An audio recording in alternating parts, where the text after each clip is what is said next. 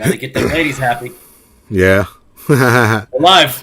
All right, we're live. Good, good. All right. Hey guys, welcome back to Cryptid and Paranormal Kingdom with Carlito and Tom. And my buddy Tom is here. You guys say hi to Tom. Say hi, Tom. Hey guys, how y'all doing? How you doing, Tom? I'm good. Good, good, man. Hell yeah, bro. Yeah, It's been too long, man. We haven't done this in a while, so I'm yeah. looking forward to doing it again. Yeah, I know, man. Yeah, I was anxious to do another live with you and our special guest tonight, Brian and Al, which are waiting backstage right now.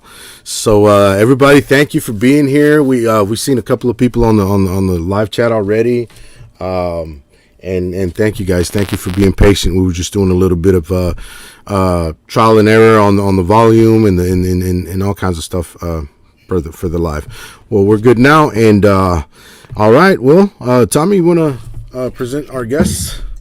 Yeah, without further ado tonight, we got our one and only legendary Al Santoriga, the Godfather.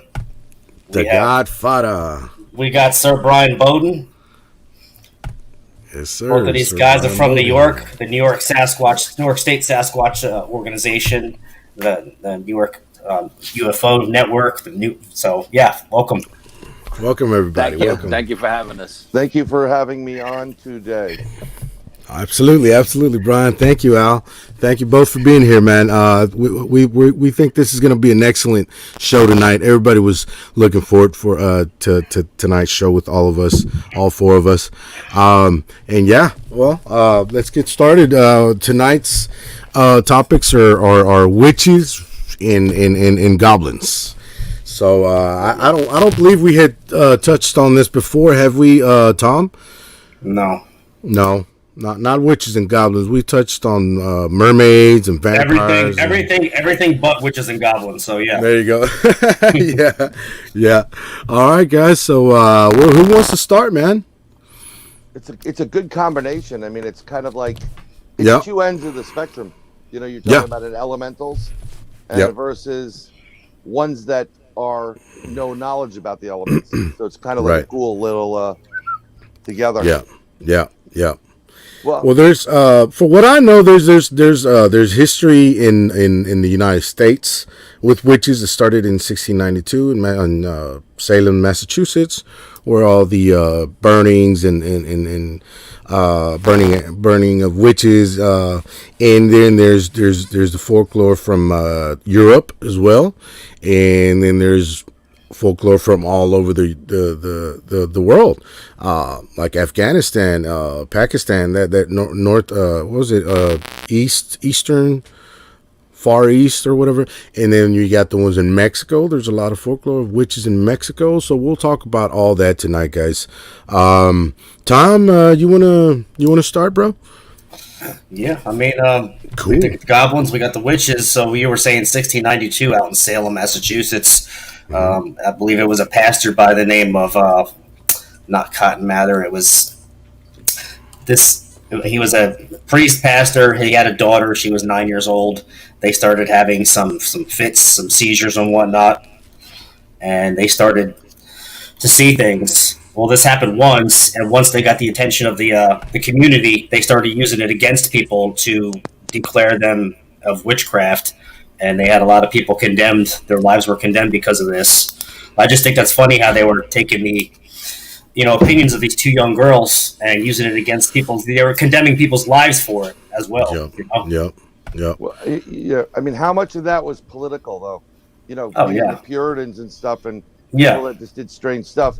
But what I'm gonna be the Debbie Downer here for a moment, because they were eating a lot of rye seeds. I was just gonna say the rye, and not only rye, they were Caraway. sipping on it too. Yeah, and the problem with that is in enough quantity, and those people were like really, consuming. You're talking about a hallucinogenic effect, almost like LSD. So just come on, we've all been places and done things, and I can just picture like a Puritan village where everything's God, our Father, whatever, and the next thing you know, you're watching someone's face melt, and you're like, "That's a witch," I mean, it plays into it, but that doesn't necessarily mean that there were any real witches there. which there were. Right. There were They were just practitioners. labeled as witches. Right. Yeah. They were, it's the I mean, if you look at some of the imagery of these witches, they're a little bit more sexier than the normal Puritan that's dressed up to the hilt in black and whatever that little white doily thing they wear around their neck. And they were a little bit more relaxed with it and exposing parts of their bodies that they shouldn't. So it's a classic case of, pardon the expression, ladies, and I'm not poking anybody, but loose women getting a negative connotation by people that think they're holier than thou. Right. You know what? The only thing I don't understand, guys, is why did they go on a crazy witch hunt craze, killing all these women? I think it was like 700 women in total, something like that. But why did they do that based off of only a couple of girls that were having like some type of nightmares, waking up shaking at night, and like there were supposedly like some invisible beings attacking them, and they were just and they were like, it's a witch. Why do y'all think they thought it was a witch and started the witch hunt? Conspiring jealousy, eliminating any competition of the neighborhood people. This one's got more wealth. This one's wealthier. She's married to him. Well, if they're jealous in any way, they're going to say, "Hey, she's a witch. Get her out of the picture," and they move in on that family. So right, yeah, makes so sense. That makes it political, yeah. And if any of their children's parents were political, whether it be the mayor or the high priest or whatever, a reverend or whatever, of course they're not going to say that their kids were possessed by the devil, that someone put a spell on them. Otherwise, it's going to fall back on the parents, on them. You know what I mean?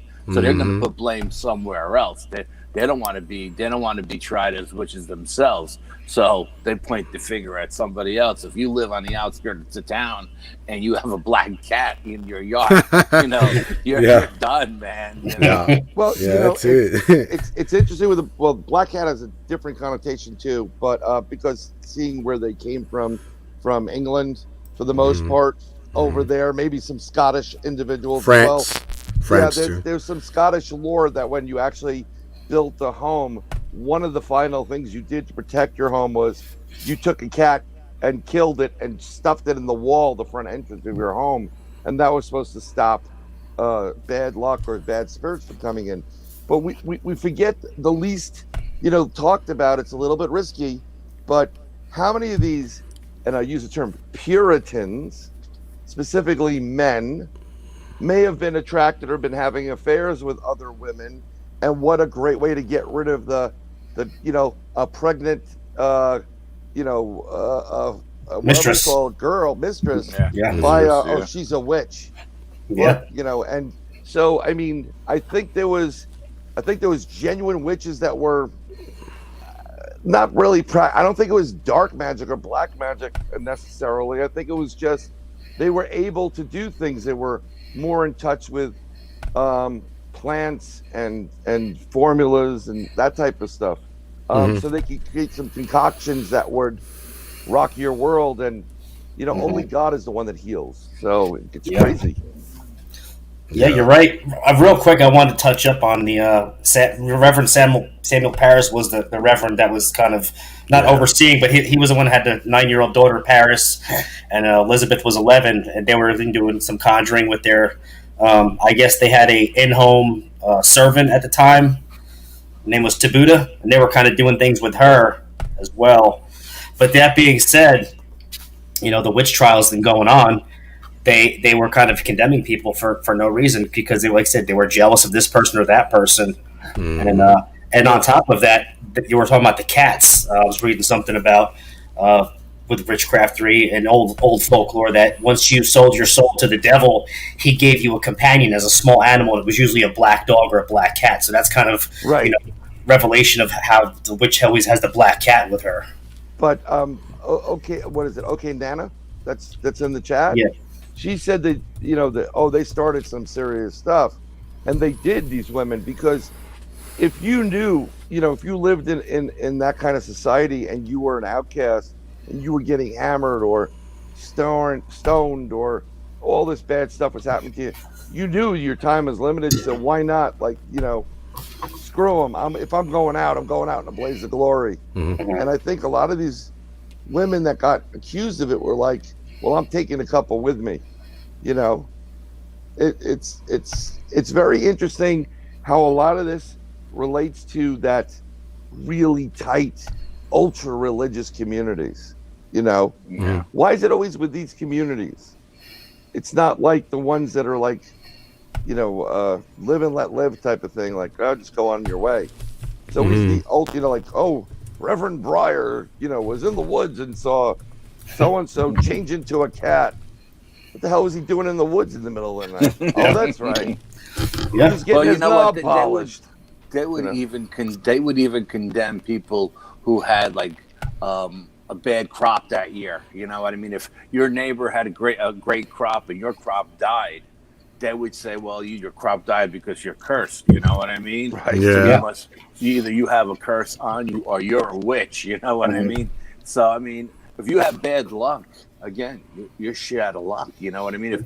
If your corn doesn't grow or your wheat doesn't grow or whatever, or you can't pay the taxes, you know what I mean? Yeah. In town, you're done.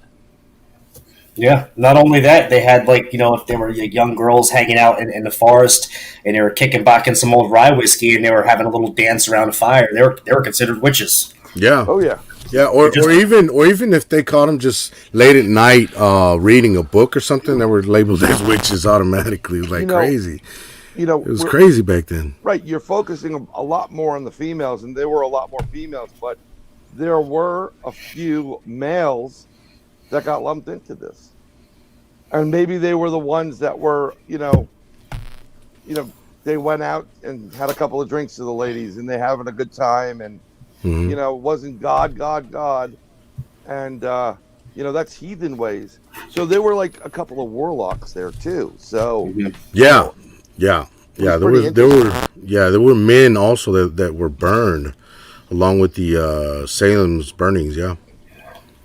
And that's a heavy price to pay for a date, man. Yeah. Absolutely, yeah. Get burned. Right. Yeah, it was probably like a 1-to-10 ratio against the women, being burned for witches. But men were there though. 80% of all the witches that were ever burned or hung or drowned, from going back to the Spanish Inquisition through Europe and into Salem, 80% of them were women. Yeah, so it's only 20% were men. Yeah, and a lot of them were fairly young and attractive women.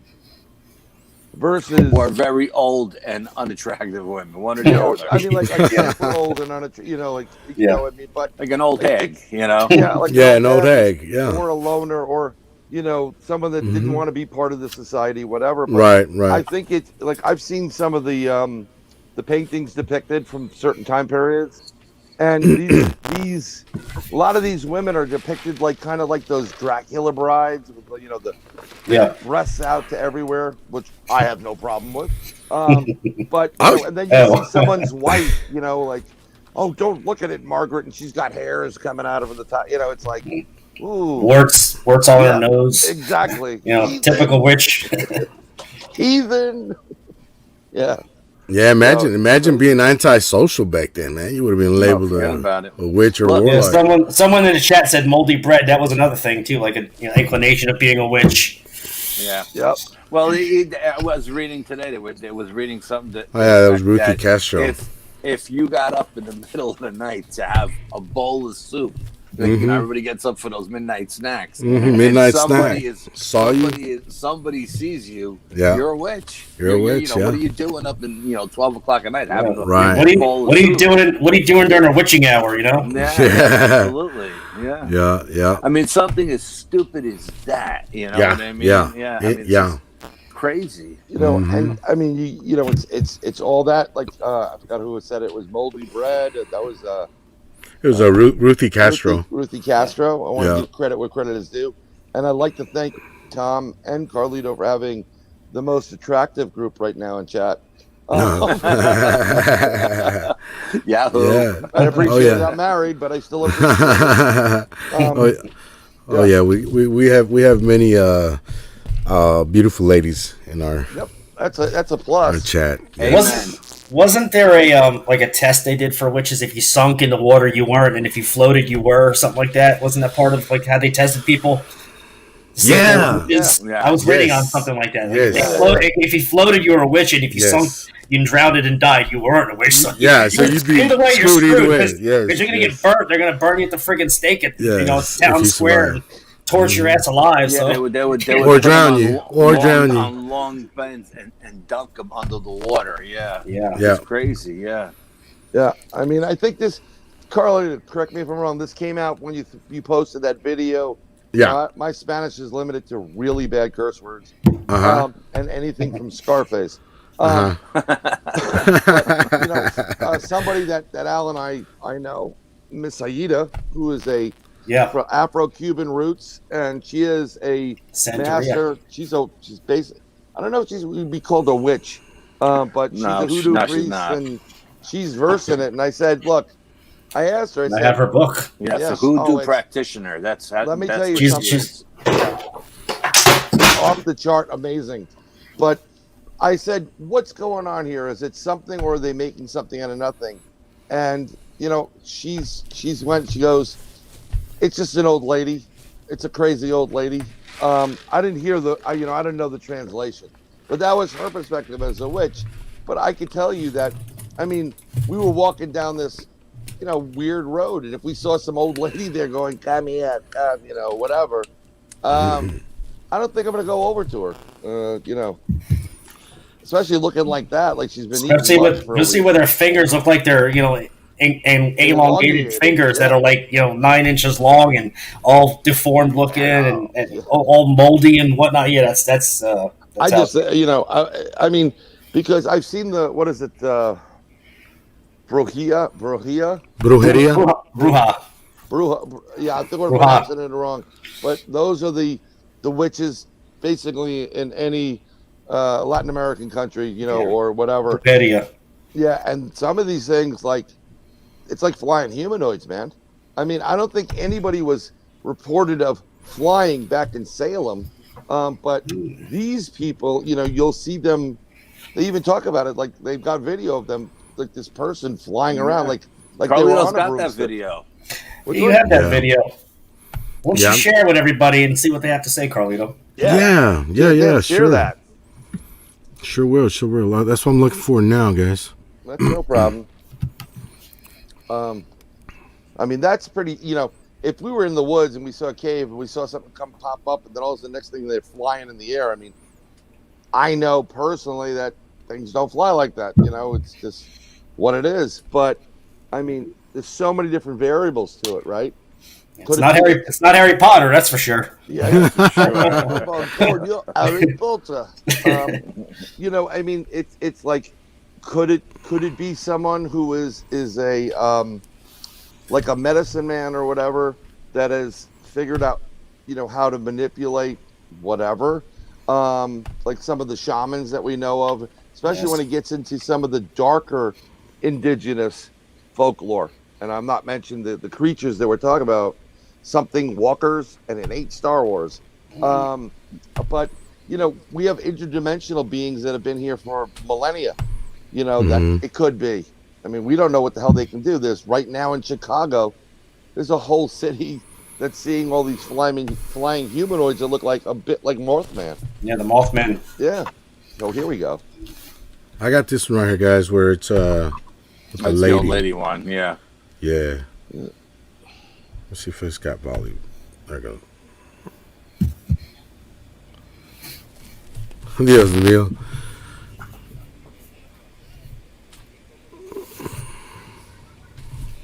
Yeah, that's kind of difficult.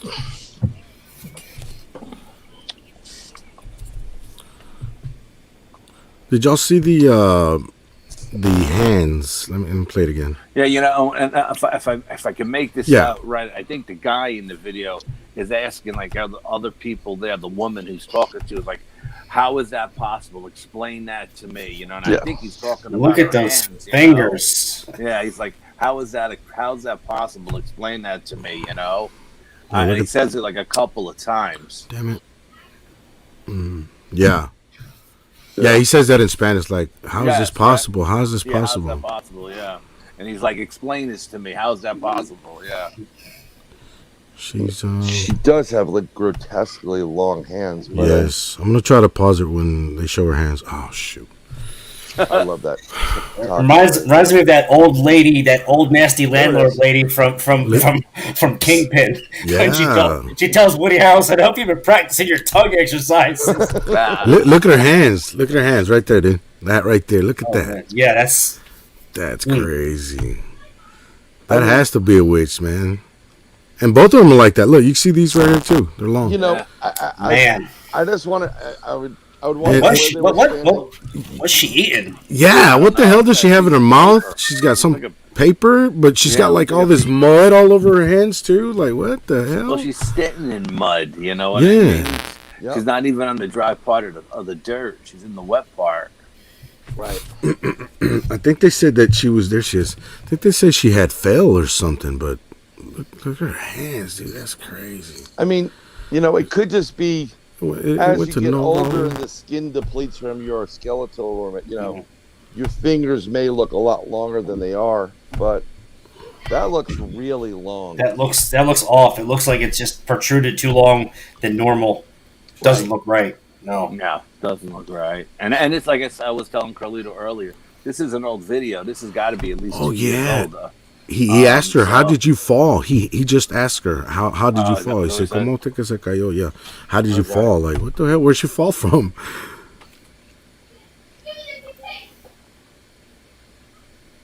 She's like, "Come here." Yeah, right. Yeah, look at those hands, dude. God, absolutely not. Look at those hands, dude. What is that? Like maybe 11 inches long? From you know, it reminds me of E.T.'s fingers. You remember E.T. how long the fingers were? That's what it reminds me of.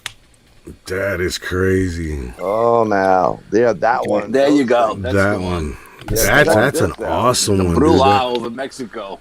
Yeah. See if we can watch that. Are y'all watching this? Are y'all seeing this? Yeah, we're seeing it. Okay. We can see it. Look at that. This was supposedly in Monterrey, Mexico. Yeah. And they seen her lift off and fly across the mountains like that, dude. Like, what the hell? That's crazy. That's the reports always. That was in 2006. Yeah. Yep. Yeah. There she goes, still flying right across that mountain. On Fact or Fake. Mm-hmm. Yeah. I mean, it's that was your buddy Ben Hansen, wasn't it? Yes, our buddy. Yeah. Your buddy Ben Hansen. I think the first time I seen this was like in 2007.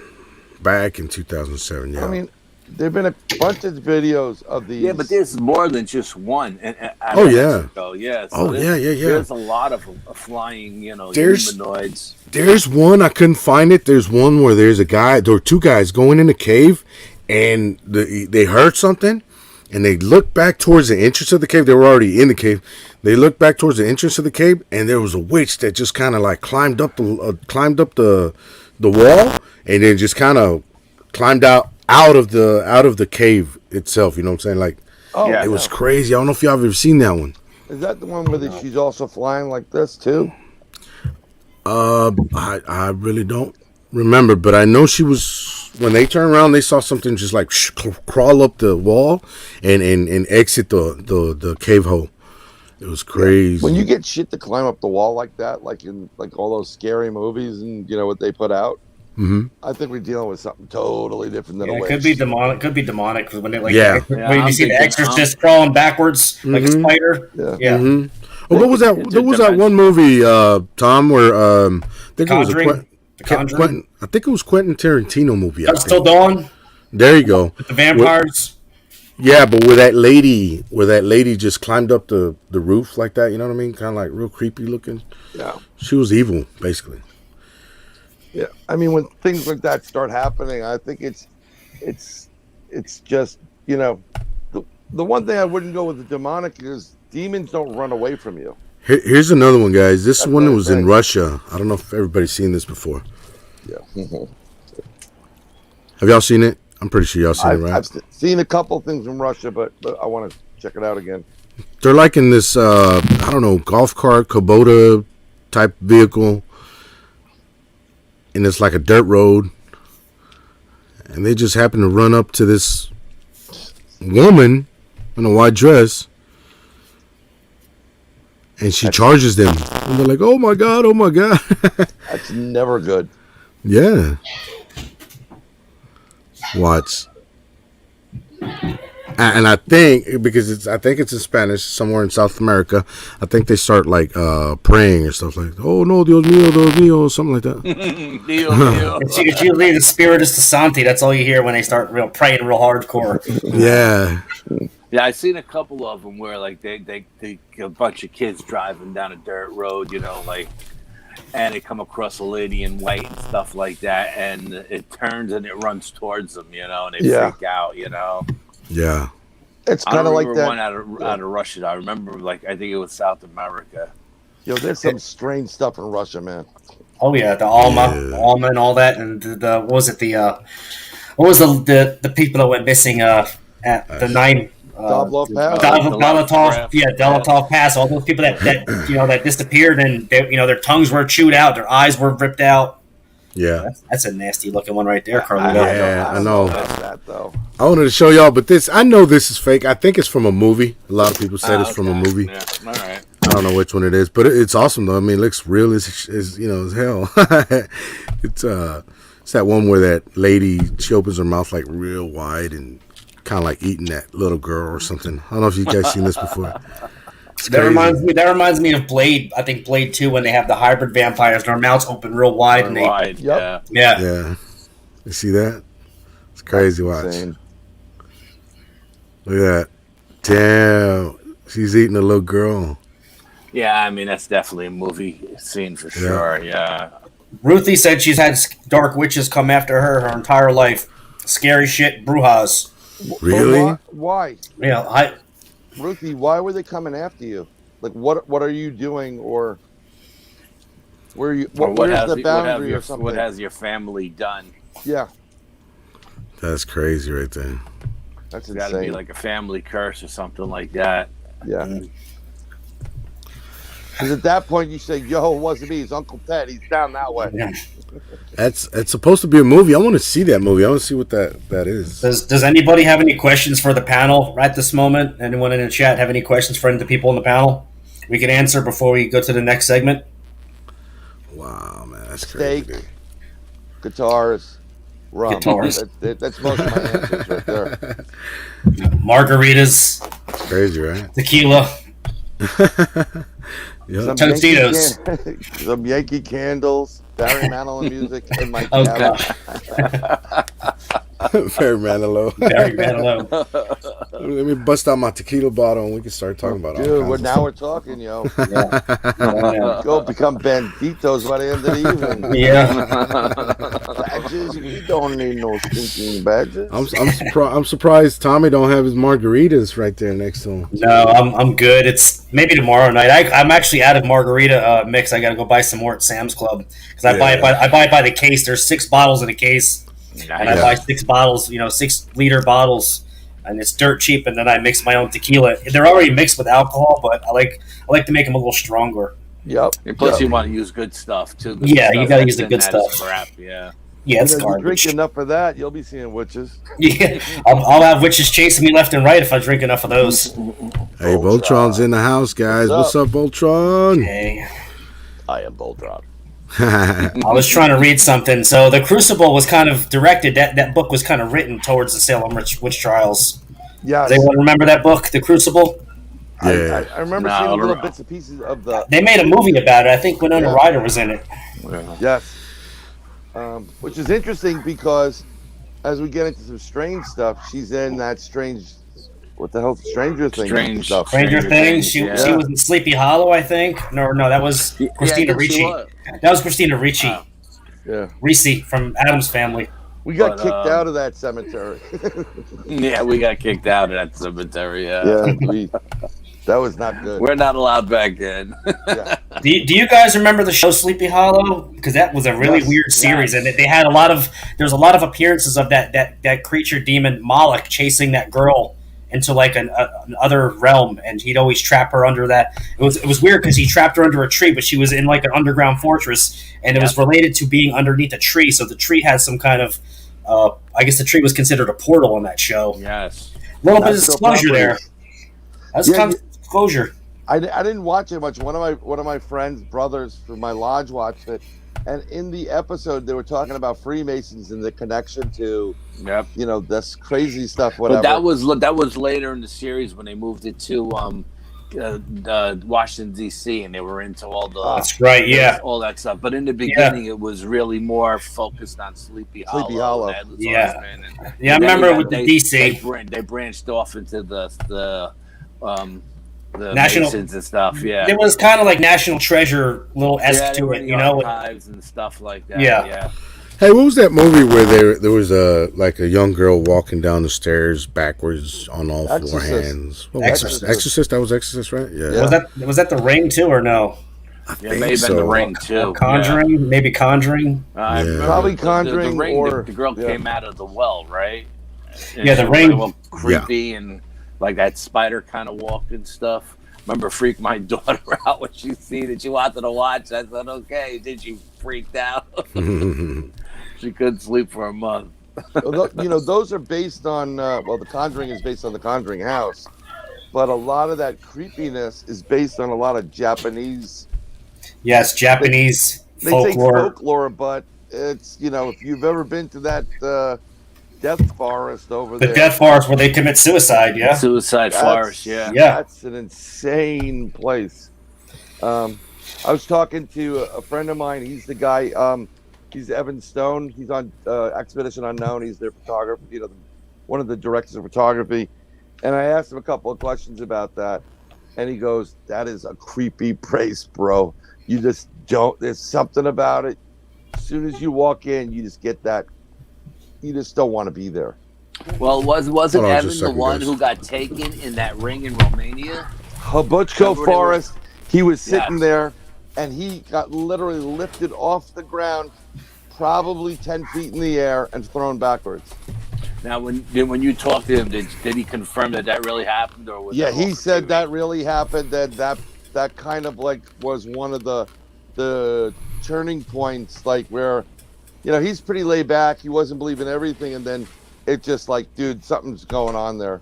I'm trying to get him on. We're supposed to do a live stream at one point, but then he's doing work and COVID and whatever. But I'm gonna try to get him back on so I can actually have a live stream and have people ask Evan what's the deal. Yeah, he's been with Expedition Unknown or Josh Gage since the beginning. Right. Yeah, I remember that. Carlito. Now, Laura Nana was saying something about the owls. Isn't there kind of a witch Mexican folklore with the owls? Isn't there a name for it? Yes. What are they called? Yes, they're called lechuzas, and it's the folklore. The folklore about that is that it's a witch, a woman witch that can turn into an owl. That's basically what a lechuza is. They turn into an owl, and they prey on kids. And weak old elderly people and stuff like that. But and they say when you hear an owl in the woods, you don't mess with it, especially like at late night when you late night, and you don't. And there's a saying where if you whistle 3 times, it'll come to your house, and really? It stalks your kids and preys on kids. But what's the purpose of the preying on them? Why is it going after the kids? Because they're first of all, they're witches, and witches supposedly eat kids. Kids, yeah. And when they prey on them because they know that they're vulnerable. They're helpless. Yeah, they're helpless. They're helpless. The innocent. So I don't know about my youngest though. Right. Elbows. Yeah. But that's another. See, now that's another example of flying witches. You know what I mean? Right. They turn into owls and they fly. Owls. But then when they land, and like kind of like shapeshifters, That's what Nana was saying. Owls that are all shapeshifters. Right. That makes more sense than flying in a broom. You know me. I never bought that. Not even when I was a kid. I was like, that's just made up. But I mean, if they do fly, I would think it turn into an animal like a shapeshifter. Well, I think the broom makes sense, right? It makes more sense. I think the broom had a purpose for, creating certain circles or in the ceremony. I think in ancient times the broom is like the wizard's wand. You know what I mean? Yeah. So it had magical powers. And like Connor was saying, I put his comment up right now. Movies hide the truth, which is true. I think they're always trying to tell us to read between the lines with the movies, because they always put it in our face in the movies, right? Yeah, disclosure in all movies. Yeah. I So I think a lot of witch movies have some realness to them. You know what I mean? Hey, look, witches go back to the Bible time. Pagans, the old days. Testament. It goes all the way back to the Old Testament. So you know what I mean. It goes back to magic. Yeah. So from there on, there's always been witches in history. Just like Merlin. Merlin was a magician, a sorcerer, warlock for King Arthur. Yeah, and he had all kinds of powers. Merlin was, I believe, Welsh, and Welsh have always been treated like garbage. But it's really interesting. It's required that everybody speaks Welsh and understands it, and they don't have a written history. It's all mouth to ear. So. And they were very knowledgeable. It was almost as if they were in touch with, I would say, the Akash record, for the most part. So that's why they were advisors. That's what Merlin was able to do. He was able to do alchemy and create things and manifest stuff. Getting back to the Old Testament and getting back to the Hebrews, they broke that. The 10 tribes of Israel, we'll call them. There's a missing tribe. The 10th tribe is really missing, but each tribe had a purpose. Like one was shepherds, one was a butcher, the other one was warriors. These were priests. Then there were high priests, which practiced what we call Kabbalistic magic. They were the ones that took care of the Ark of the Covenant, were the only ones to see it and touch it and communicate with God, apparently. So there's a lot of this sorcery that was going on with them as well, which is kind of interesting when it gets back to it. Well, magic has been around since the beginning of time. Yeah. You know what I mean? It goes back to the Old Testament. I mean, they talk about magic and stuff, and so I mean, what were they seeing that they were trying to explain? I mean, this has been going on for thousands and 7,000 years now. We're still talking about it. We still haven't figured it out. But just think about, they always play that movie, The 10 Commandments, with Charlton Heston. But just think about what took place there. We're talking about magic, right? Yeah. Right. God's magic, right? He throws his staff down and becomes a cobra, and it eats both those cobras. He touches it to the water, it turns blood red. He parts the sea and ocean. That's huge magic. Oh yeah. Yeah. Just like the Vikings and the Norsemen, they had their seer. Their seers were pretty much the sorcerers. They saw things. They could foretell future. They could mix up a potion to help somebody with bad health or ailments or whatever they needed. They went to go see the seer. Yeah, well, look at before the Vikings again, going back to the ancient world. The Greeks had oracles. You know what I mean? I was going to say oracle. Yeah. Those were type of witches also, because they. Yeah. Well, they had powers. We probably call them psychics today, right? Yeah, that's what I was just going to ask y'all. So anybody that can see the future and that, are they considered witches or what? I mean, what would y'all consider those? In today's world, I guess it would be considered psychics. There are different. There are certain psychics that have different abilities. You know what I mean? And maybe those oracles were special and they had all the abilities. You know what I mean? Right. But. Or each oracle, I think there was like 3 or 4 of them. They had maybe one for each direction, east, west, north, south, and each one had its own ability, what they see or what they felt or what they heard or what they were told. So, but I mean, I guess in today's world, we would call them psychics, but back then there were times where they burnt them at the stake. Yeah. There were times they were revered as like goddesses. Yes. Yes. Either way. They were at both ends of the spectrum. Right. Yeah. I mean, people using sleight of hand back then. Being able to take something disappear. That's considered witchcraft to a certain degree, right?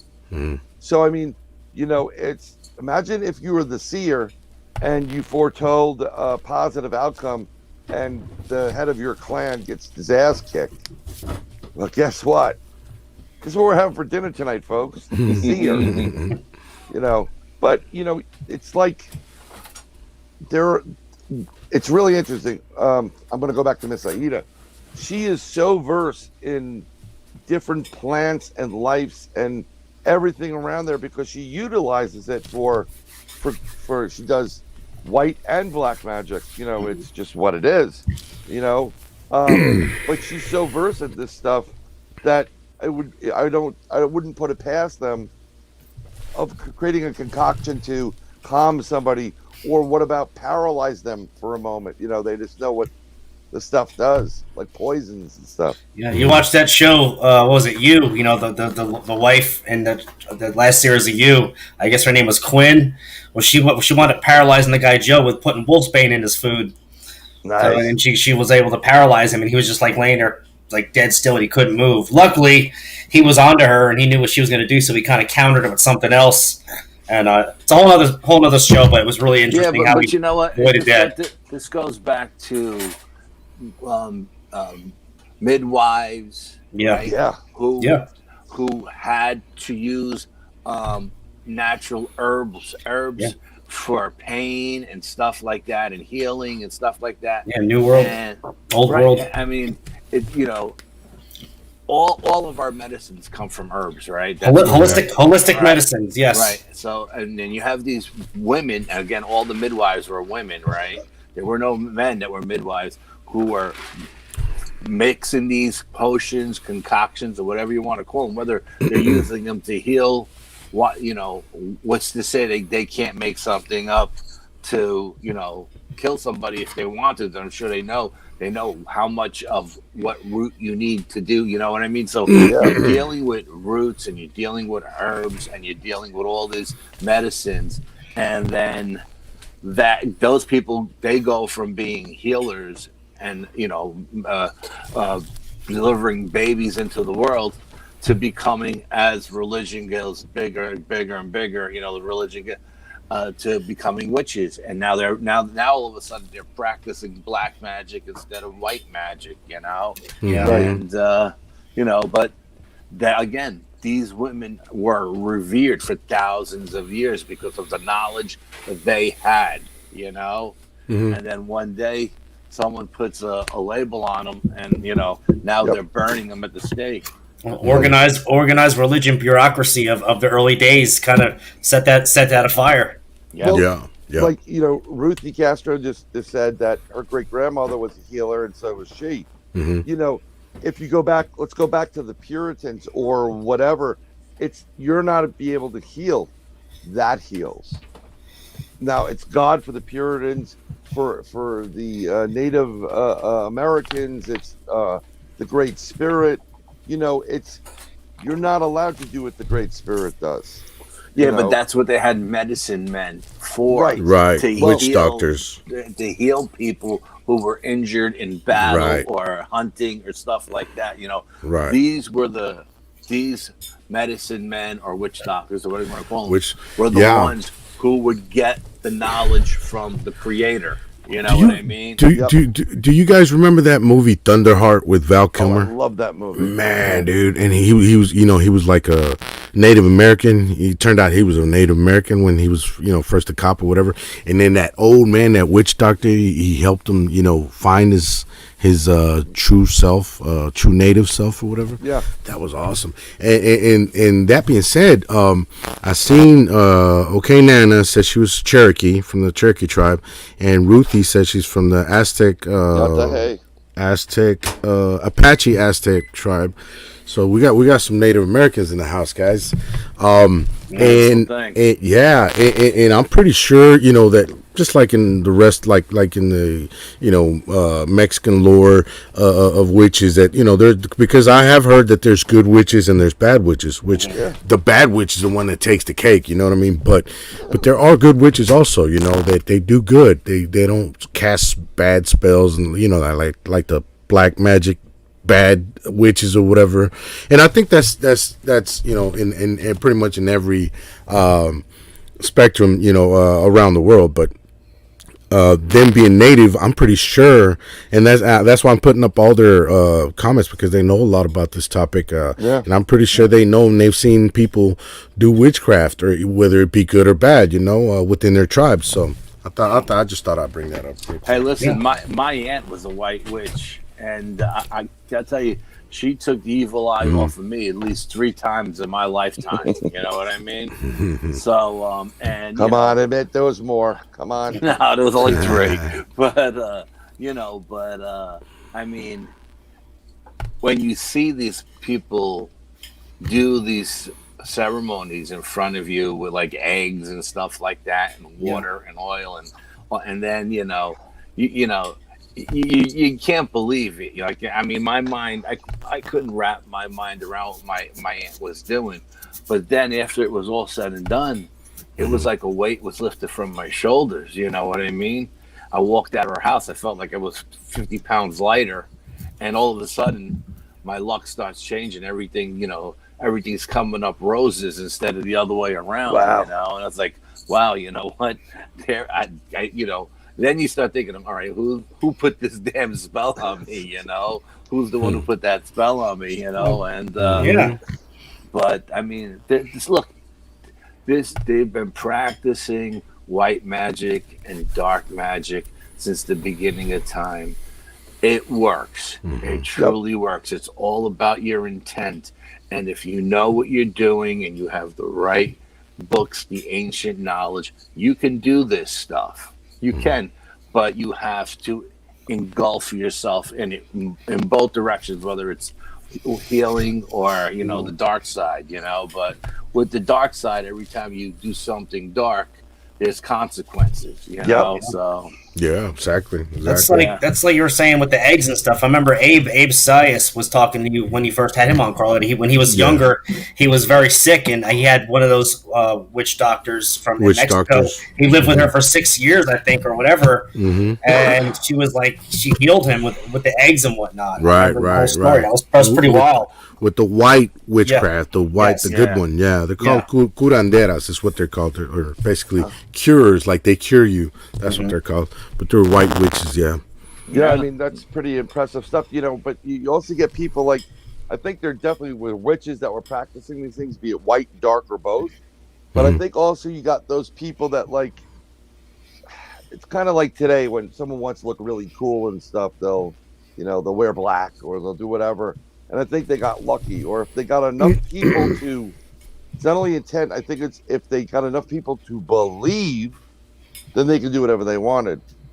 Like I'm gonna say voodoo. When you get into some of that stuff over in Haiti, and you got the guy, I forgot his name, the name of the character, but he comes up and he's all black, but he's painted like a skeleton. Oh yeah. Ben Sami or Samdi. Father something they call. It's like Samdi, something weird. Yeah. Papa something. It's not something. Yeah, Papa, not Papa Doc, but Papa Doc.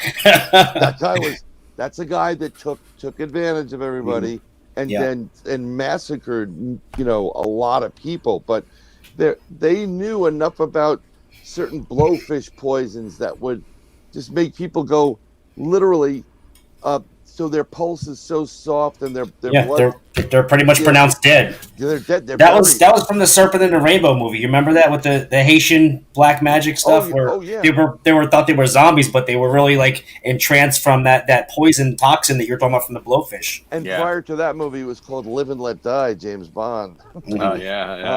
Which had a lot of that stuff going on in there. And you get the Haitians, and you know what it's like. You've seen some people in some of these like West Virginian, Appalachia type of religious institutions. They dance and they're doing whatever. Papa Doc, he did. Papa Doc. Papa Doc. But the free world. That was Eminem. That was Eminem. What do they 6 call Mile. it? Fuck the free world. Yeah. Exactly. They get people start getting the spirit in them, the Jesus in them or whatever, and they start speaking tongues in some of these communities, and they're dancing with serpents and they're drinking arsenic. Dude, that's a 313. bit of magic on its own. 313. Absolutely. Word. I think we should start talking about goblins soon because that's part of our topic tonight. You want to get into the goblins? Yeah.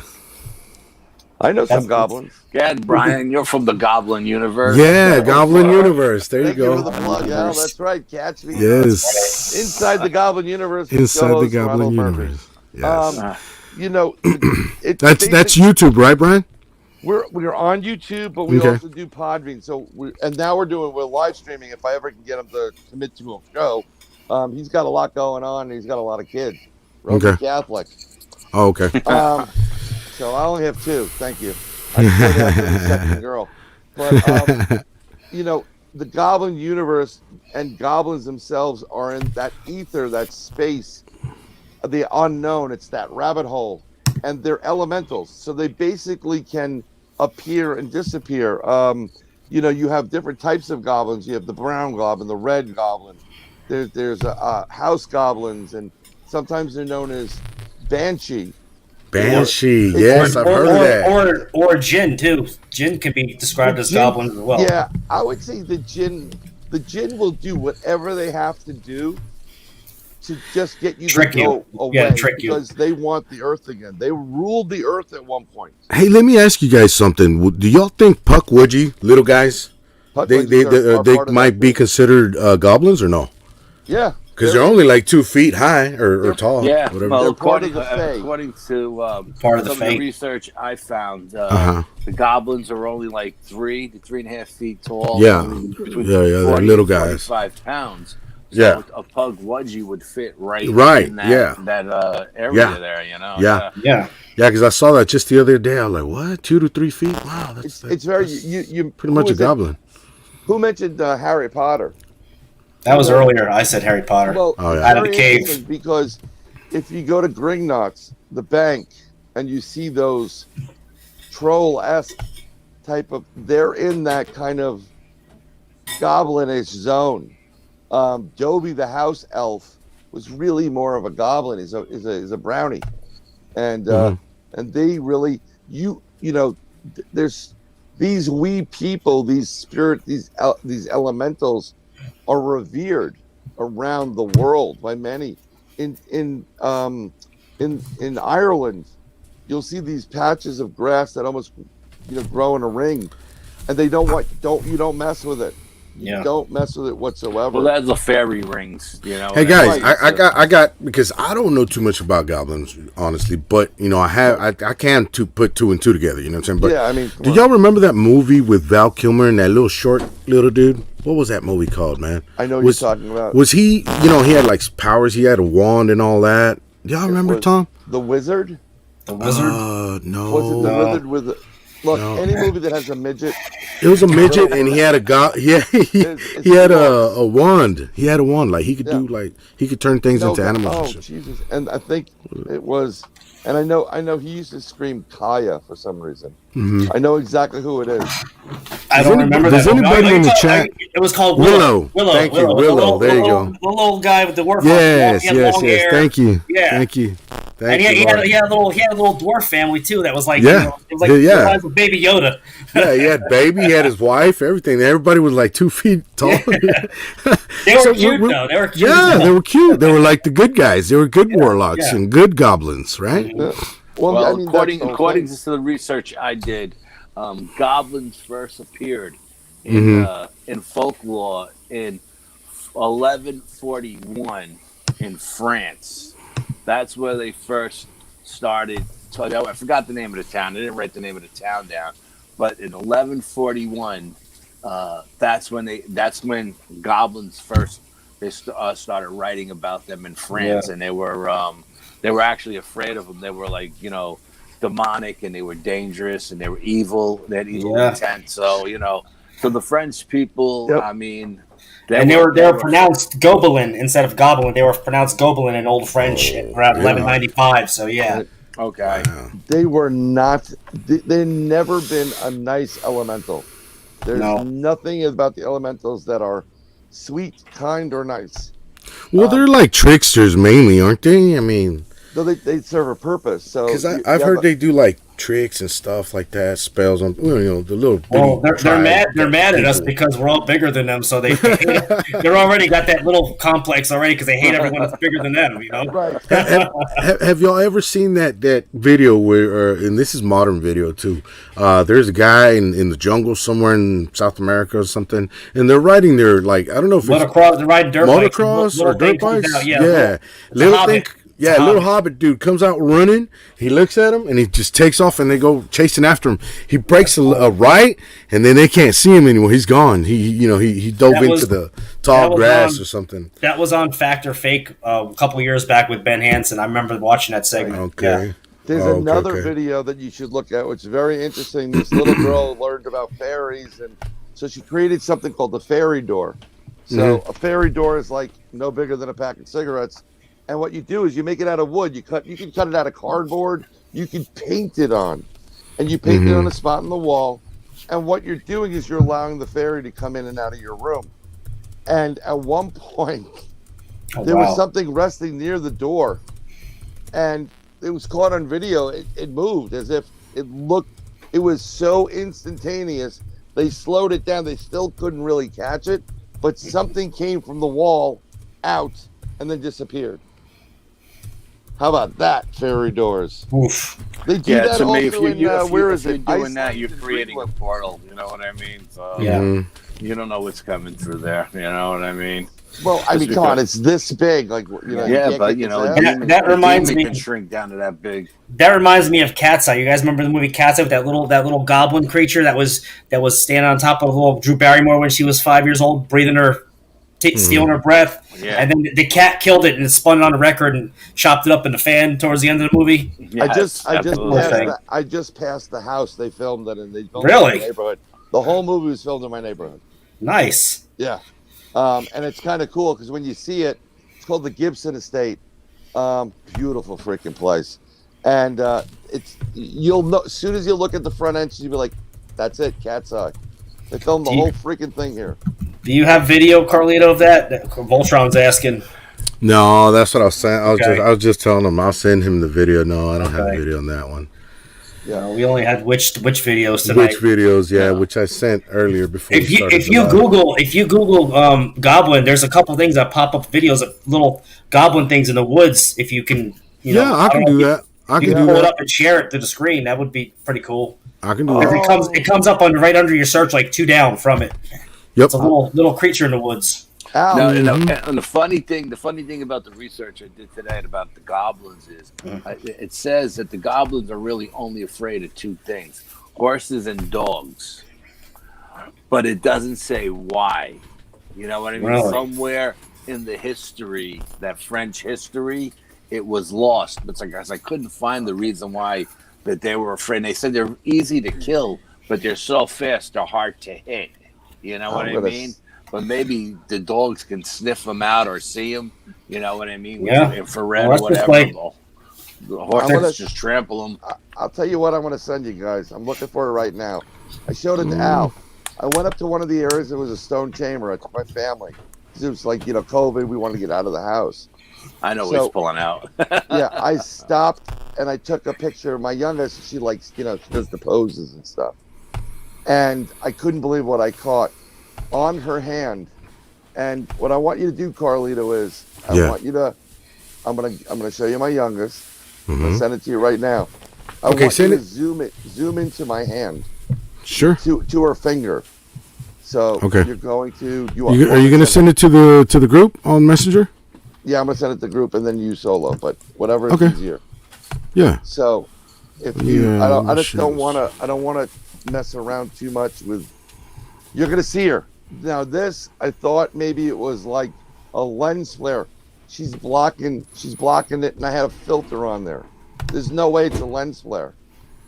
And then you got to understand where this picture was taken was a Native American sacred mountain with stone chambers on it, and this is his youngest daughter, who we believe is gifted. Sorry. So yeah, not like Yellow School Bus gifted, but no helmets and window licking allowed, right? No. Yeah. So okay. The best thing to do is open it, max it out, and then what you want to do is zoom in on her finger. Okay, that's her. That's my sweetheart right there. And then zoom in on that finger. Go lower. I see something on that finger. What is that? It's glowing yellow. Keep going. Keep going. Keep going. Don't stop. Keep going. Look at it. It's like a fairy. Looks like a fairy. Exactly. Wow, that's crazy. Yeah. Like a Tinkerbell kind of. Can you go deeper on that or no? If that was it. Yeah, I can go. Hold on. Is definition in that? Yeah, there's definition in it. 100% definition. That's a 12 megapixel camera. You know, it's not like today. But what does she have on her fingers? Was there anything there or no? No, that just appeared out of nowhere. It was almost as if it said, "I'm going to say hello." Wow. And if you look at that picture up close and personal, you could see wings and antennas and everything. Yep. I mean, man, that thing is glowing. Is that a fairy or what is that? I gotta be honest. I think it was a fairy saying hello. Wow. Yeah. Any person that doesn't believe, someone that doesn't believe in that stuff would try to say that's probably like a lightning bug or some kind of mosquito catching the sunlight on the glare off a branch. Any naysayer would do, but we all know the truth, so you don't got to explain it to us. No, I mean, they can say whatever the heck they want, but I was blown away when I saw this. I'm like, what the hell is that? When he called me, he said, dude, I'm going to send you something. You tell me what you see. And I was like, absolutely. And I was like, wow. And cool. I knew right where he was. I knew he was the sacred Native American mountain. And I knew that mountain is filled with stone chambers. And so a lot of other things. Definitely all kinds of energies at that location. Didn't you two guys explore some of the stone chambers? You went inside the chambers before and performed like an energy ritual or tried to get energy from it? Not a bad ritual, but something good. Yeah, no, we've done a bunch of stuff in these chambers. Yeah. Yep. I mean, I could send you an audio file right now where we were in just where that picture was taken, about 20 feet, a little bit up that road. On the right hand side was a stone chamber. We went in there. Now let me tell you, we were doing EVP session. Nothing. We have video going. We have audio going, and like some FLIR or whatever. And we asked, and we had a K2 meter, and we were asking, who are you? Are you Egyptian? No. Mm-hmm. Are you Druid? No. We went through the whole thing, and then we said, or Al or I said, are you Phoenician? And the thing lit up. So we went back, okay, so they're Phoenician. So we went back in and we started asking some more questions. And we went to review the video, and you could hear in the background like a bum, bum, bum, bum, bum, bum, bum. Like a drum. Bum. Yeah, drum beat. A drum thing. And it was just, it was out of this world. Yeah, and that particular chamber has an altar in the back. Yep. And I don't know if it's a sacrificial altar or what it is, but I was in there alone one time, and I was doing EVPs, and I was asking how many chambers are in this area, and I got like 17 taps on my recorder, tap, tap, tap. But at the same time, I felt what felt like a woman's touch grab my wrist, like a little hand, a warm hand, and I felt this hand touch my wrist, and I'm in this chamber all by myself, and I'm telling to myself in my head, okay, I'll be cool. This is what you're here for, right? Mm-hmm. And in my mind's eye, I seen a young Native American girl, and I guess she was trying to make contact, and when I seen that young Native American girl, that's when I asked how many chambers are in this area, and that's when I got the 17 taps on my recorder. Like so someone actually tapping the microphone 17 times. Yep. Yeah, I mean and I've had other experiences in that chamber with family members and all kinds of stuff. That chamber has got some mojo going on in it. Yeah. I mean, I try to send it to you, but it's too big a file. It's like 25 megabytes. They won't let me send it. That's all right. It's a great audio piece, Hey, Hey Al, what is Ruthie talking about? Says Carlitos, you should have Al Tyus on your show. Who's Al Tyus? Someone she probably knows. They've written a book, so yeah. He's written a book. Oh, okay. He's an awesome guy. Is he tons of knowledge from experience. Is he a researcher of these things, or is he a practitioner? Al Tyus. I don't know. I never heard that name. No, I have heard that name. I have heard that name, but I just we've met so many people over the years. I can't remember every single person I ever met. But that name does sound familiar. Mm-hmm. If you want somebody that has written many books and can talk as an encyclopedia, basically, of cryptids, and that includes the Fae. I mean, I helped work on his book, on the Fae, on fairies. It's like the quintessential guide of, he will tell you everything. It's the guy I do the show with, Ron Murphy, on the Inside the Goblin Universe. We do it together. The dude is like a wealth of knowledge. It's just trying to get him to come on is the problem. But I think I can hook you guys up if you really want to drill him, because he'll tell you the history of it, literally, to like the beginning of it, all the way throughout history. And he's just, it's like going to a college class, but fun. Nice. Yep. Well, I don't know if they classify as goblins, because goblins, the way I know what goblins look like, they're like like the little guys from that movie. I don't know if you guys remember that movie Legend with Tom Cruise. Mm-hmm. and Darkness, that devil looking dude with big horns and stuff. Well, remember, his little army were goblins, and they were like ugly, long nose, ears, kind of like the orcs from Lord of the Rings and stuff. That's the image I have in my mind, of goblins. But I'm goblins pretty sure are supposed to be small, hideous creatures. Yeah, right? Absolutely. Yeah. And they're definitely what's the word you said before? Elementals. They're they're living between the dimensions. Between worlds. Right. And they come and go, and so. I mean, you could, every home is technically supposed to have like a house elf, and that's that explains the missing socks and all that crazy stuff. And missing socks, yeah. That's classic. Where's my socks? Where's my socks? Who took my keys? Why don't I have matching socks? Where's my drinks? Where's it going? Where'd all my beer go? But what they say is, if you leave a little spot, and you kind of like at night, you leave a little bit of like a treat, like a little bit of a sandwich or something where they can get to it. It's supposed to give you some good karma, going through the whole thing. Now, let me ask you guys, gnomes are this little, right? We've seen videos. Are they related to goblins or not? Do y'all know?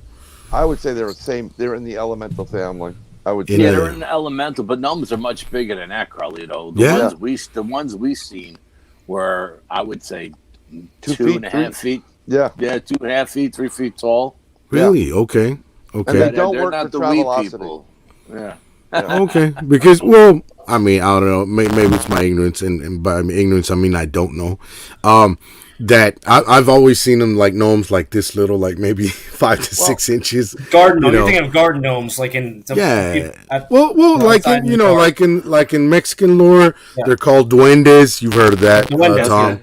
Yeah, and they're very little. They're like this, and they live out in the woods. They live out in the forests, and they do live like the Keebler in the trees. They're mischievous. Yeah, mischievous. They like to be tricky. They like to do tricks to people and just cause havoc, and that's kind of what the goblins are. Yeah. That's why I was asking if they're considered goblins too, Mike. I don't know if like the Keebler elves. You know what I mean? Like they live in the tree. Be considered gnomes. You know what I mean?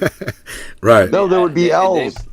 Those are elves. Those are different. Yeah. Okay. But they're because they have them in Ireland too. You know, they live in the meadow and stuff. You know, and they're small, 6 inches tall. You know what I mean? Yeah, 6 inches. So there you go. Maybe they're more elfish than gnomish. You know what I mean? The little people. There's always a folklore about little people in almost every part of this world, this planet. Yeah, they have different types, but they're all in the same kind of classification. They're like the magical people, and I know that I think it was in I want to say it's Iceland or Greenland, one of the two. I think it's Iceland. They will literally they rerouted a road around what people have always said was a village. They will it's never Norway, Brian. Norway. They would never. They don't mess with it. They leave them alone, and they reroute things around them. And this is a government doing it. So there's got to be something to this folklore, right? I mean, maybe it's like, look, I really don't want to take the chance. Type of stuff. It's like, look, I'm having a bad time already. My wife hates me, and my kids hate me. I'm not putting the road to the Goblin Zone, But it's there's got to be something to it. It's very interesting. Under mushrooms, big mushrooms, and strange stuff. But I like what Tom was saying. Some of these little ones, they are nasty. Like, getting into trouble. Like, they don't care. They'll fool you. They'll trick you to come in. Yep, tricksters. Sometimes, you know what? Sometimes when I go looking for something, I'm like, man, I just had it right here. That's what I think of right away. like a little trickster gnome that took it, made me go crazy. There's things that I've never found again. Yeah, my keys fell out from somewhere. Never found them again. Yeah, we lose stuff in here all the time. Yeah, and you never find them. Just never disappears off the face of the earth. Here's something. Here's something real quick. If you got, so I'm reading just a little article, not article, but a print up of monstrous goblins. It says, a creature that appears in the folklore of multiple European cultures. The first attested is from the Middle Ages, and then it says they are ascribed various and conflicting abilities, temperaments, and appearances depending on the story and country of origin. They are almost always small and grotesque, mischievous, outright malicious, greedy, and it says especially for golden jewelry. Now, what does that remind you from Ireland that's greedy for golden jewelry? A leprechaun. Leprechaun from Ireland. Leprechaun. And they're little. Yes. Yeah. Yep. Yeah, they're all tied together.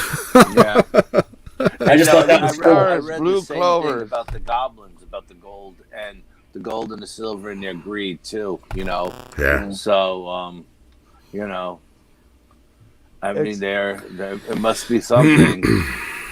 There's something about it that's. And there's power and stuff like that. Those minerals, gold and silver, have power to them. They have, the magnetic and the abilities of energy that gold and silver produce. So, why wouldn't they want that? Yeah, I'm going to show you what I just picked up.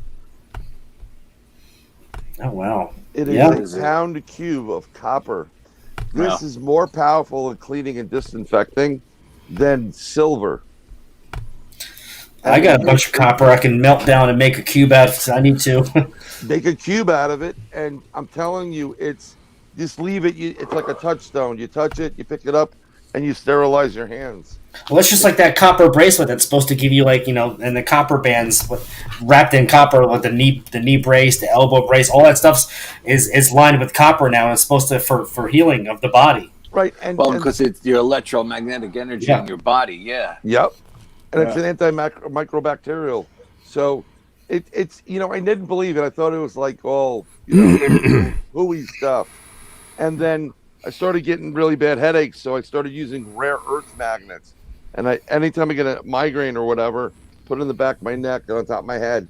I look like I've been in an accident, but for some reason it helps to. I think it helps to align the current or whatever's out of whack within the system. And this is the same type of stuff. We're talking about different, the power of it. This is what some of these little people are doing or have done throughout ages, helping people in that way.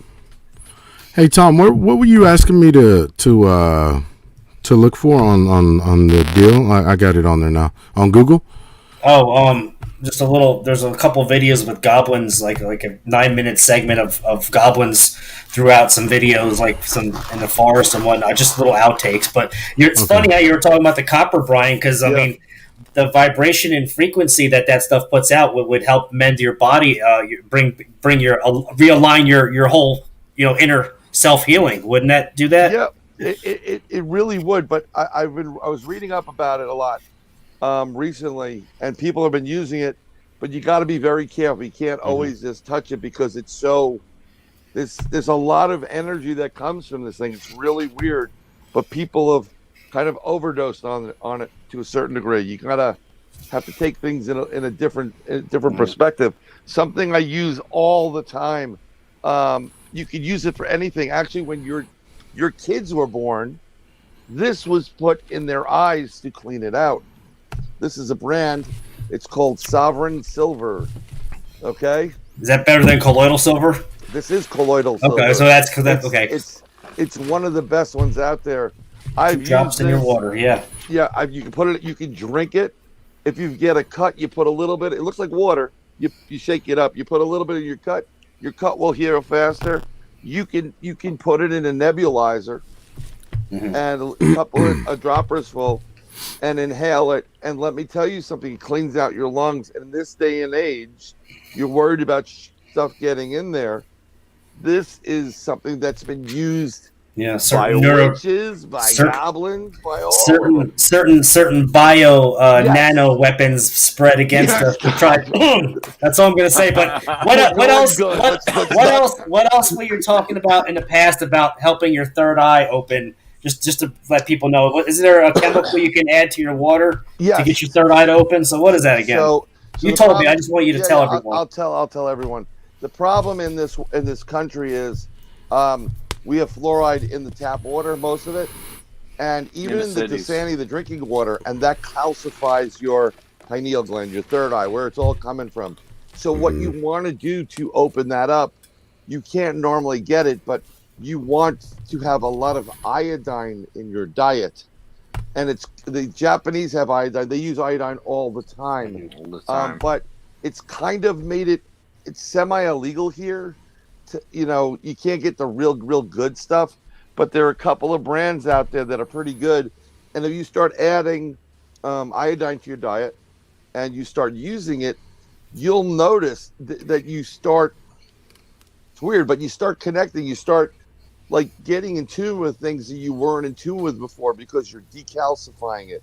And you can get it from fish, of course, if you're a fish eater, but I'm a meatitarian and I don't eat too much fish, and the fish that would require me to eat, I'm not eating it.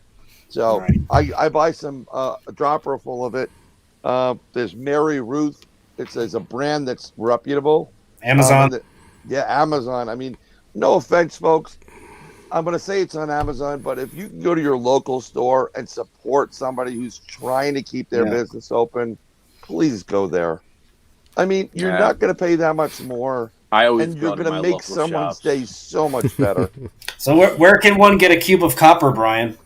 Amazon. Really? You can actually go to your local scrapyard and melt down 2 pounds of copper and make your own cube. Yeah, you could buy it.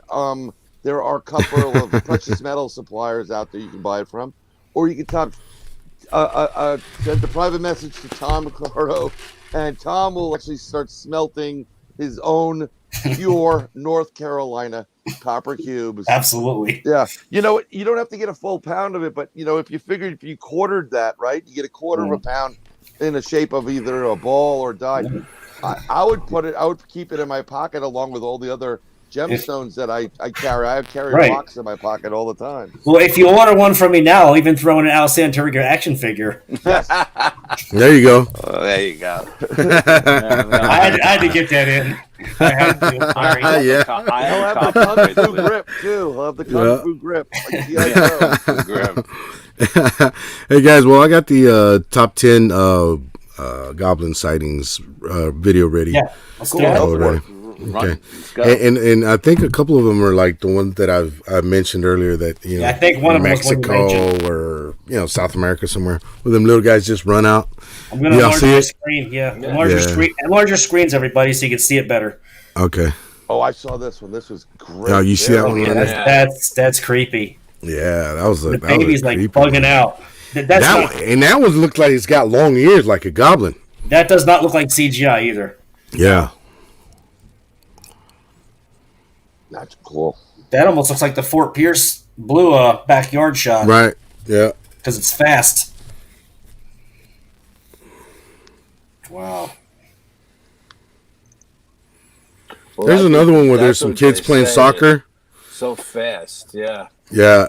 There's another one where they're playing like soccer in a patio in somewhere in Mexico, and the ball goes towards a little bush, and the guy and one of the guys tries to go back there to get it, and then like a little goblin dude comes out and he's like, "Oh shit!" Starts running the other way. I think no, that's not it, but yeah, that's kind of dark, but yeah, you can see him. You can see it moving. Mm-hmm. Yep. Yeah, it's tough to see on the night vision cameras.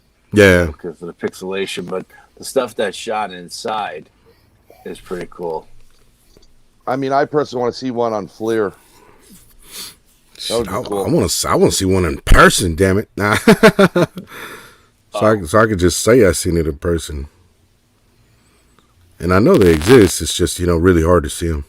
Yeah, because when they're running by you, they're running by Yeah, in a super flash. fast. You may catch it out of your peripheral vision. Yeah. You turn around to see what the hell you see go by. It's gone. Yes. What the hell is that? That's a weird looking thing right there.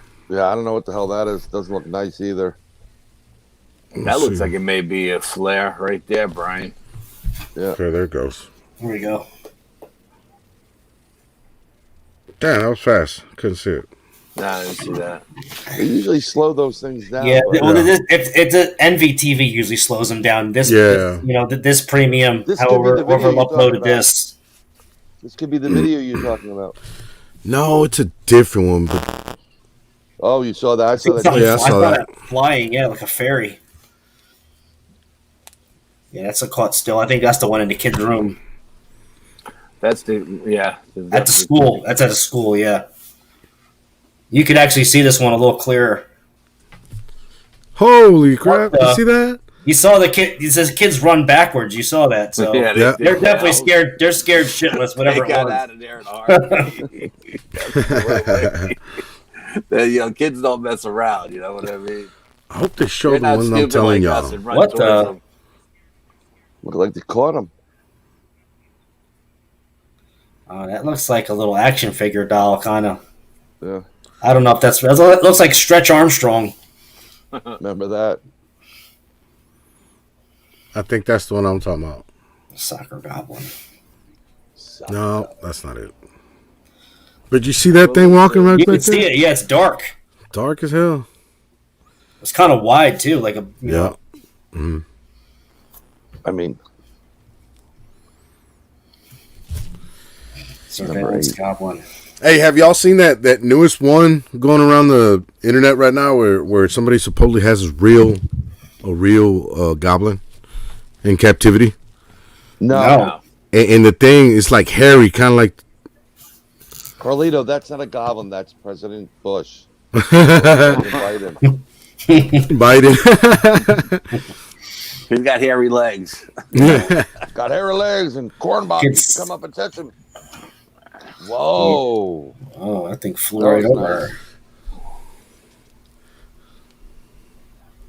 Well, the one I was telling you, it kind of looks like a gizmo-looking thing, man. Oh, really? Okay. Yeah, you can even see his big old eyes blinking and everything. Like, it's real, dude. Like, I'm like, wow.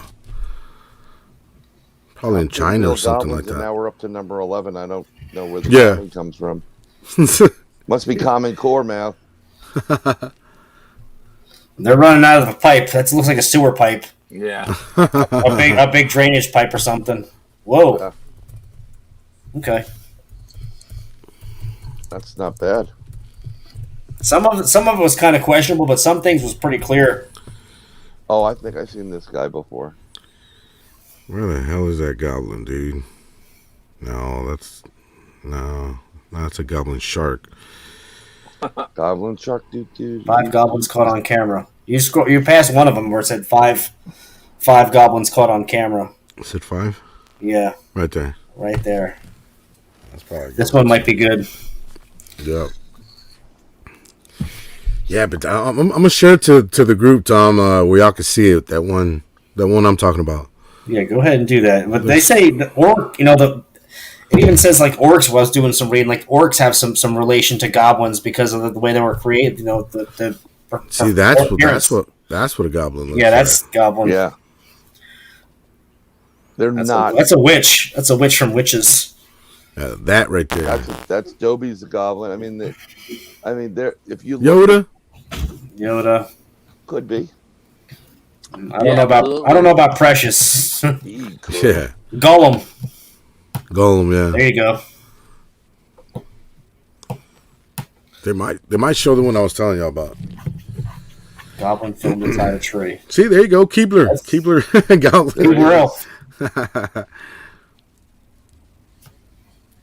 Keebler elves. I don't know if they're going to show movie clips or what. They're going to show actual footage. It looks like movie stuff. I don't know about that. I think they show it here. That might be real. That doesn't look like a movie clip. That looks like someone videotaped something. Yeah. That looks real. Yeah. Wow. Notice the hole, too, where it is. Yeah, the little hole, crevice. Fake. It does look like have that little Keebler elf kind of face to it, almost, but a little more mischievous. Yeah. Yeah, but where's the big cookie? I think it even had a little hat. I want an EL fudge. I want an EL fudge right now. Seriously. Oh, yeah. I'm down for that, too. What's this? Those aren't goblins. No. There it is. It's that one we saw. That's the one with the little kid, yeah. By. You know what the problem is? It's like you'd have to watch so many hours of some of this YouTube stuff, and it take forever after a while. And it's like you never have the right clip at the right time. That one's really good now. I mean, I know. Yeah, that one's really even got a shadow. CGI, you know what I mean? Yeah, that's got a shadow. It has full spectral, color. All the colors on it. I mean, it is very. Like it has the infrared color on it as well. You can see it coming up, like an infrared cam vision. Hey, what do y'all think about Voltron's question right there I just put up? Little trolls. You talking about internet trolls? Those two, right? Yeah, they're goblins, all right.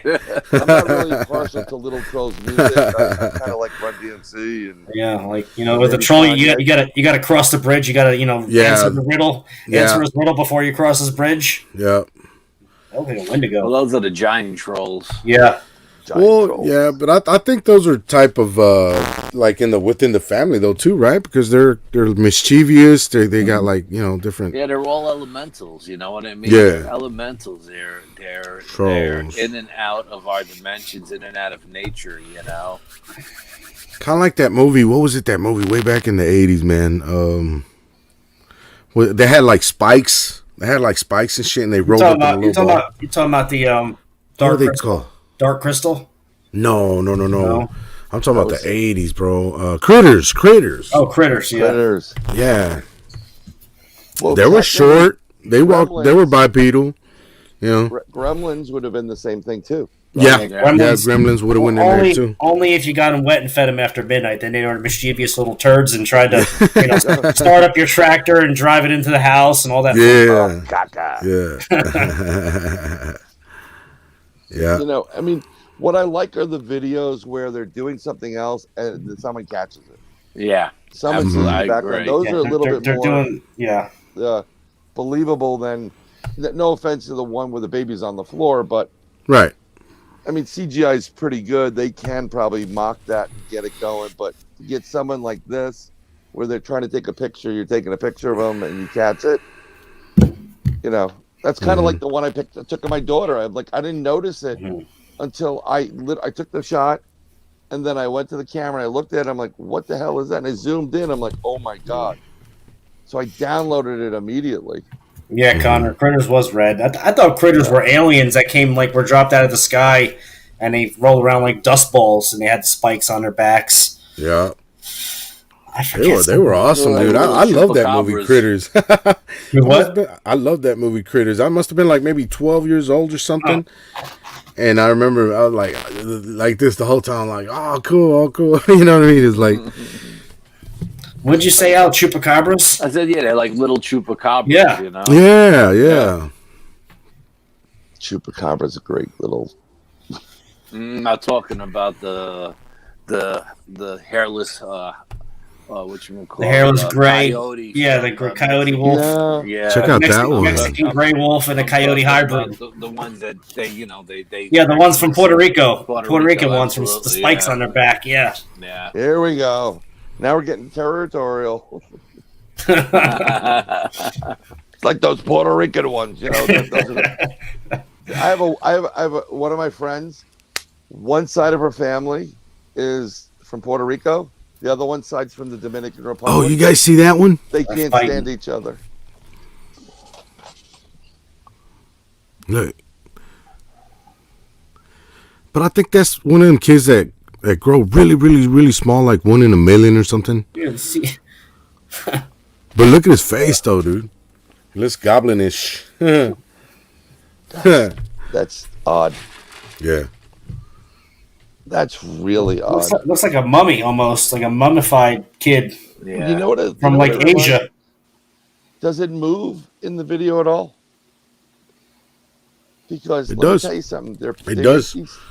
Oh, it does? Yeah, because he's with his mom. His mom is carrying him, and he kind of looks over like that at people. Well, see right there. Do we see her other hand? Don't take it the wrong way. Yeah, I'm thinking what you will call it. Ventriloquist? Yeah, absolutely. Could be. Oh, you think so? Yeah, that's. You know, who are you calling dummy? Yeah. Man, I want y'all to see that one. Dolls that look like. Oh yeah, really scary. They look real. I used to have a phobia of one of those when I was a child because I saw one in a vacuum cleaner store, and I used to have nightmares about it. And it really terrified me. I used to think it was coming out of the closet in my bedroom and coming after me as a kid. When I was like 5 years old. Not as bad as my buddy who is deathly afraid of midgets, little people. I mean, this he's 6'6". He used to play, football. Yeah, big dude, muscular, and I was in a bar hanging out with him during school, college, and he's having a great time. And the next thing you know, he turned white. That's like an elephant scared of a mouse, right? Oh my God! And I'm like, what's wrong? What's going on? Is something? This one's in Spanish, guys, but it's like they're duendes in Mexico. Yeah. I hope they show the one I'm telling you, man. That one looks real as shit. Is this the one that walks in? It's kind of like there's a great one where it comes out of a house. It's like two of them. That's two of them. That's two of them right there. They're congregating. Let's go jack this Honda Civic. Let's get these rims, I say. Yo, cabron. Get the caddy converter. Yo, cabron, them rims look good, I say. Oh, funny. Yo, your mom's told you to get the caddy converter. Yo, vatos locos. The caddy converter. Crazy. They just keep going back and forth. Yeah. They have MS-13. These guys are MS-1. Just one. Okay, I think. Okay, here we go. 0.5. Okay, Nana. Okay, Nana said that is the one I sent to Tom. Oh, cool. I don't know. I don't know if this is a video. That is just the weirdest thing. I haven't checked my messenger. Sorry, Laura. So you know what we're gonna do? We're gonna wish right now. Everybody's gonna focus, and we want Carlito. Tom, you want an interaction too? Yep. We want Carlito and Tom to have an interaction tonight with a goblin or their house elf or whatever it is. Nothing hurtful or harmful. Just a little bit of like, hey, I live here now too. Bye. One of those moments. Yeah, I sleep on my Glock bomb under my pillow, so I'm not worried about anything. Yeah, I do too. What the hell is that? My nine is right next to me in the. So do I. Mine is in a holster on the side of the bed. Absolutely. Like, yeah. No, I don't like this one, man. Once I get the FLA and I got my gear ready, yeah, I'm gonna tell my kids, I'm like, do not. Here it is. Here it is. House. This is the one I'm talking about, guys. Okay. This one. But let me see. This one's shorter, so I'm play this one, okay? Because that one's like 10. Play it. Well, no, actually, it's top 5, so we can do that one, and it's included in there.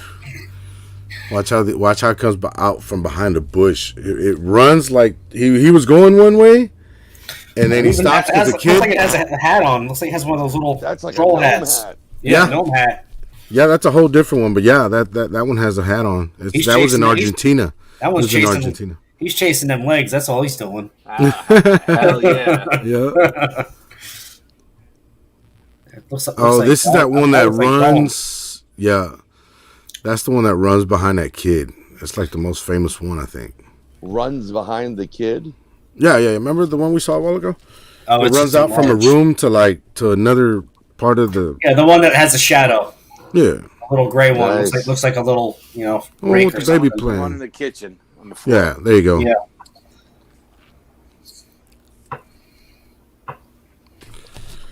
This looks like a good one. Yeah. Honey, time to take the gnome out. Well, that's a real camera, so I mean that's a real.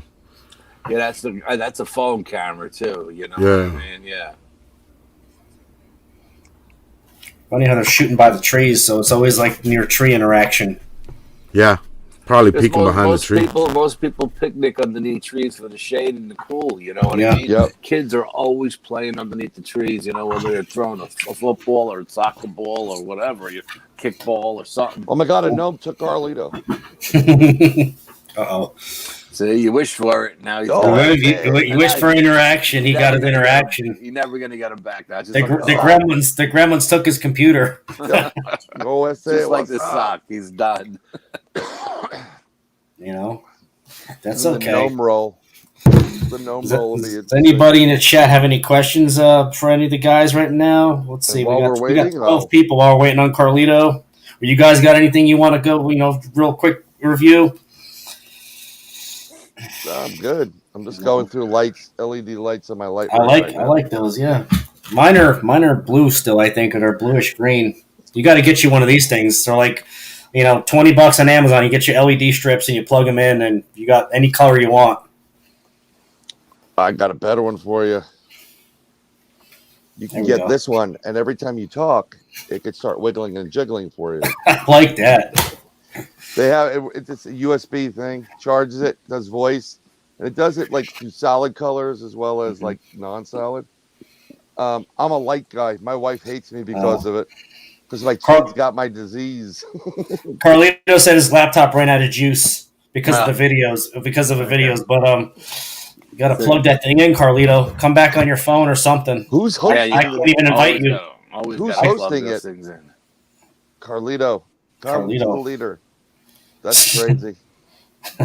I did that Brian, once. real quick, did you get a chance to look at any of the photographs that we took today when we was watching? I was on with the New York State of Health. Oh, okay. They decided to take away my health insurance and give me some government crap. So New Jersey City schools are not going back to January 4th. They're going to do virtual, surprisingly. So I guess after the new year, things are going to start happening. I'm hoping not, but it's looking that way. I'll leave it at that. Yeah, I mentioned, I think I posted it. Something big is going to take place on the 15th. I don't know what it is. All these cases are rising. I mean, obviously, Carolinas, every state, they're going up. What people don't understand about this is, and I don't want to get you guys booted, but the more we go down the alphabet, the better it is for humankind. And what this is more of you get an itchy throat, you get very achy, but it's non-threatening. even for a lot of the elderly. Not that you So want that's it, mild. It's more mild right? than normal. But the best part about it is that once you have it, you have antibodies, which are Yeah. more effective than anything. Natural immunity. Yep. And you know what they're So doing in Florida? Florida, they're setting up antibody outlets like little huts or whatever, medical huts. And if you get the COVID, you go there, you get the antibody shot, and 2 days later you're back to normal. yeah, That's what and they're then doing in Florida. I think they're also sacrificing some of the seniors too to the gods in the volcano there. Joe versus the volcano. You can take your corset and zinc capsules, and you'll be okay. I'm sorry, Mr. Jones, but we have to. Kalima. No, but Don't. I mean that just makes so much more sense to have people go and Yeah. get antibody shots or whatever. Yeah. If you're feeling ill, if you come down with the COVID, you get, and 2 days later you're fine, and you don't have to get 3 shots and 6 boosters. You know what I mean? Not to get off the subject, but No. well, I mean, I don't stay understand why every healthy. state isn't doing that. Stay healthy with your supplements. You take your elderberry, your quercetin, and zinc pills, and that'll kind of keep you from getting anything. And as long as you're taking your supplements, you're going out in the sun, you're getting, you're getting that vitamin D. Yeah, a minimum. It could go up to. It would be better if you were at 10,000, but a minimum of 3,000 milligrams of vitamin C. I would recommend 20,000 IUs of vitamin D, especially anybody above the Mason-Dixon line throughout the country. And then you got a B12. Take 100 milligrams of zinc, and then what you want is to go on at Amazon and get quercetin. And you take that 500 milligrams, and the derivative, what they make from quercetin is hydroxychloroquine. So they make that. That's a derivative from quercetin. So, and I'm not saying it's the end all be all, but it gives you more of a barrier. It's a vitamin. It's a protection. Yeah. And I mean, don't go licking a flagpole. No. But, you just want to protect yourself. Get some supplements like Thomas, even elderberry. Elderberry syrup, or even the gummies. I mean, Lori makes elderberry syrup. Every year she makes mason jars of it, and she'll sell it to her friends just to the flu and any just natural ailments throughout the year. But now with all this, you need it. But Nana wanted to know, why are people getting it again? She was asking. Okay, Nana. You want me to give you your answer? On safe terms. I'll give you your answer. I'll give it. Okay.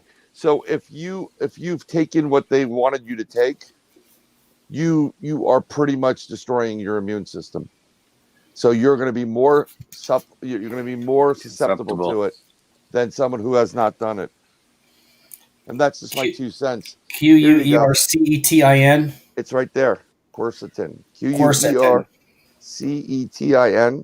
These have zinc in it. I got these for my kids because it's not like a huge amount. It's hold on, I'll tell you right now. Nope, it's 500 milligrams, and it doesn't hurt you. Actually, it's known to also make you it gets rid of any aches and pains and arthritis stuff too. It's not going to hurt you at all. And I just say, take it cold and flu season when it normally would be, or like right now with this outbreak. I would take that for at least a week, of the quercetin with what we just said, and then just keep doing the vitamin C, D, and B, and zinc, and natural honey from your local area. Does Lori do anything with you guys? Get natural honey? We can get local honey, and she just bought some bee pollen. That's supposed to be really good too. Yeah. Local bee pollen. That's really good, And it's actually an energy booster too. What she was saying, it's like almost like a pre-workout. Gives you all this kind of energy from a spoonful of bee pollen granules. I'm not going to get religious, but if you've read in the Old and New Testament, it's there that God has given you everything you need on this planet, and that's so. Believe it or not, when my mom said take your vitamins. My kids, they can't stand it, but we got them gummies. Flintstone gummies. You remember taking Flintstones, Al? Or Yeah, I remember chewing. yeah. I remember chewing on them Flintstones. You know, Oh two my a day.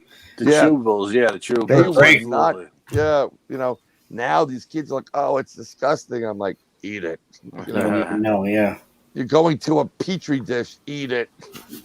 Especially my youngest. Yeah, She's I just went a from one a mess. day, which tasted like Yeah. ass, to Flintstones, which were awesome. You know what I It's mean? like, oh, thank God for something different. Yeah. Yeah. So I don't know if Carlito's coming back, boys. I don't know. He Yeah, I don't said think so. thanks for keeping it going. So if you guys want to close out soon, Yeah. we can all just exit the studio because I got to get. It's 11 o'clock now. We Yeah, started it's at 9, 11 o'clock. We're working on 2 hours, and we're gonna lose. Holy. People. We're gonna lose. It's an hour and 44 minutes, but once an hour and a half, close to 2 hours. It's a weeknight. I mean, I know some people have off work tomorrow. I'm off work tomorrow, but people still get tired. They get worn out. Whatever. Yep. And we had a great chat, great Yeah, topic. it was good. It was a fun night. Fun. It was fun. It was almost like a cryptid and paranormal version of Mystery Science Theater 3000 towards the end. That's what it reminded me of. Yep. Talking about movies and videos and joking around and just having fun and watching stuff. That's cool. Well, I hope the audience was entertained, if nothing else. You know what I mean? Yeah. Yep. All right, I'm going to cut out because I'm getting tired. Yeah. Well, good night, Al. Before you go, Mr. Santariga, I just want to wish everybody in the audience for your group, everybody, Sammy, Tom, and Carlito, and your family, a very happy and healthy 2022. Amen. And remember, there's 3 2s in there, so play them every day on the daily pick. Absolutely. Everybody have a great night. Happy New Year, because this is probably be the last show for the year. Next year. So it was glad to get it in. And Carlito, good night, buddy. Good night, Brian. Good night, Al. And everybody in the chat, thanks for showing up. Thanks for support. And we had fun tonight. Until next time. Ciao. All right. Take it easy.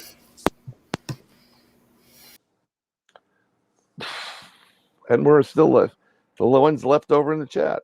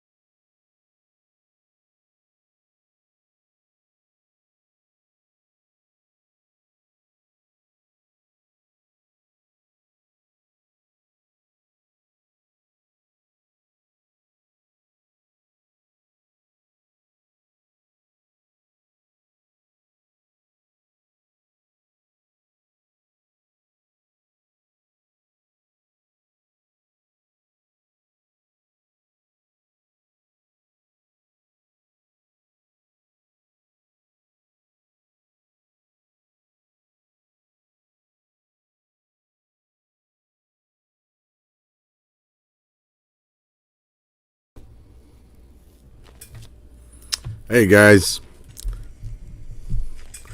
Sorry. Sorry about that. Hold on, let me turn mine.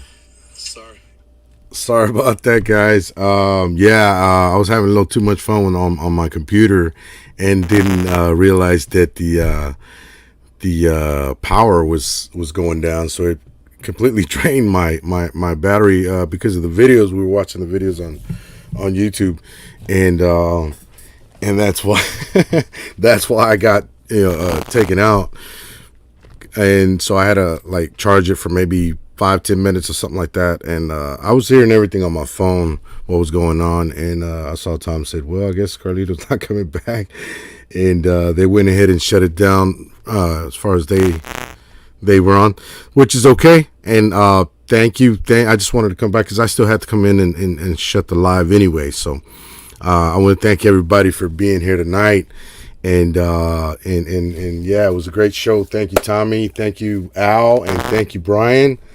It was a really good show. Thank you guys for being here, and everybody in the chat as well.